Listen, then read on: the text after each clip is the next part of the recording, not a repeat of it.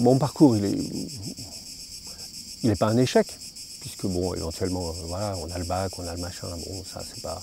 la réussite, elle a lieu dans la façon de penser de l'éducation nationale, c'est-à-dire qu'il vous octroie un diplôme, mais après, qu'est-ce que vous êtes en tant qu'homme, qu'est-ce que vous êtes en tant que femme, qu'est-ce qu'on est vraiment soi-même debout?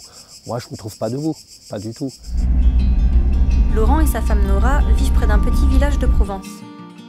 Pour leurs 4 enfants, âgés de 2 à 7 ans, ils ont choisi l'IEF, instruction en famille, appelée aussi école à la maison.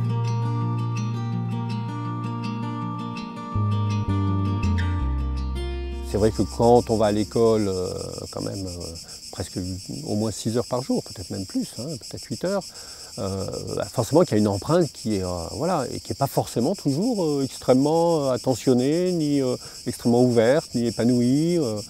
On ne vous soutient pas forcément dans les choix personnels que vous auriez. Vous êtes quand même dans un élan, dans un flux qui est assez important et qui vous emporte peut-être pas là où vous auriez voulu aller. Voilà, et ça ne structure pas super bien, je trouve.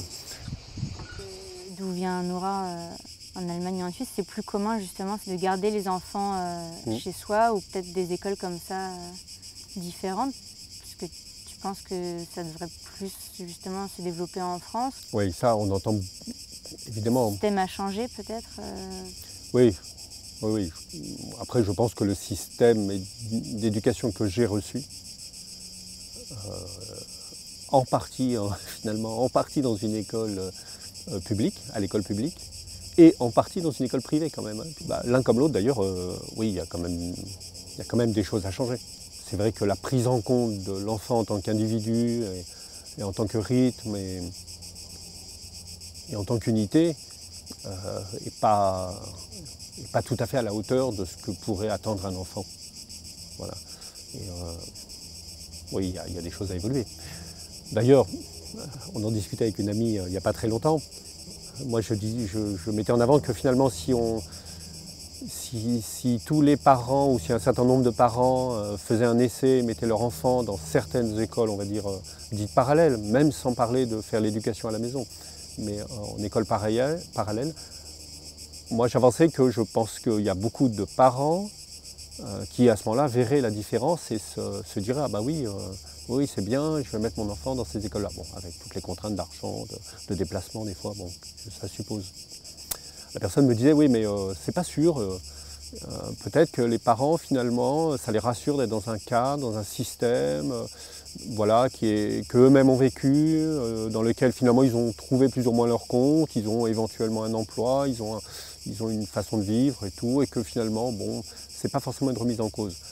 Quelque part, cette réflexion m'a vraiment un peu attiré l'attention sur le fait de se dire, mais dans ces cas-là, alors que moi je sais ce que proposent ces écoles, et si finalement on ne l'offre pas soi-même à ses enfants, je ne dis pas que c'est le summum, bah c'est peut-être parce que déjà, dans la propre conscience de ces personnes, ou inconscience, bah ils sont déjà effectivement dans un système où il n'y a pas trop de remise en cause et où finalement bah, c'est difficile aussi de prendre des choix, de prendre des risques, d'oser.